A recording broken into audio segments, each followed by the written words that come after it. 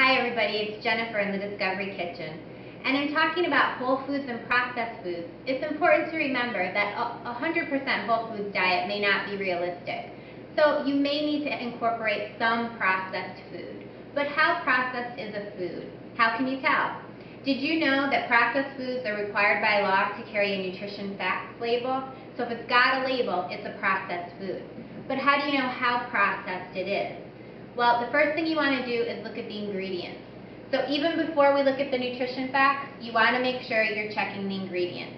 If we look at something like crackers and we look at Ritz crackers, you can see from the number of ingredients as well as the types of ingredients that this may be a highly processed product.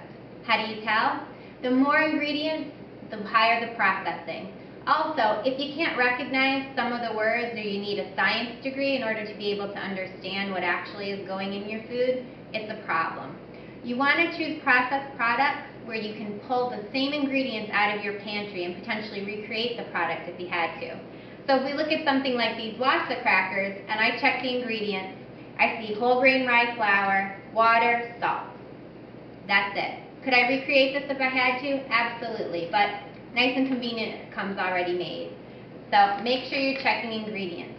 Same thing goes for peanut butter. In general, if you see the oil rise to the top, usually means it's a less processed product because there's nothing been added to emulsify the two layers together. But again, check the label.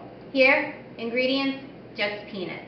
Here we have hydrogenated oil, we also have sugar and salt. Yogurt, same thing. Remember, catchy names are one thing, but it doesn't necessarily mean healthy. So light and fit, while it might be light and fit, anytime you're removing something like fat from a dairy product, you generally have to replace something for flavor. That usually means sugar, artificial sweeteners, added colors, and unnatural flavors. If you go with something like an organic yogurt that has all the ingredients that you recognize, then add your own flavors. So put in fresh blueberries. Put in fresh ingredients so that you know that you're getting closer to a whole foods product. And the same thing goes for ice cream and sweet treats.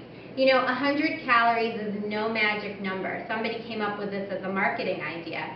So 100 calories is something that's not very healthy. It's still not very healthy. It doesn't make it miraculously a health food. So again, you want to look at the ingredients. Here we have probably roughly 30 ingredients in this 100-calorie ice cream treat. If I look at Breyer's All Natural Ice Cream, half a cup is 130 calories and there's only 5 ingredients, all of which I recognize. So a much better option if you're looking for ice cream. Last thing for you to know is that if you really need a quick meal on the go and you're tempted to get a frozen, weight-conscious meal, a better option, string cheese, an apple, and a bag of about 10 almonds, and you're right around 350 calories, which is in general what these weight-conscious frozen foods have, along with a lot of sodium. So you're much better off here. If you can also throw in a green salad, you're doing even better. So, thanks.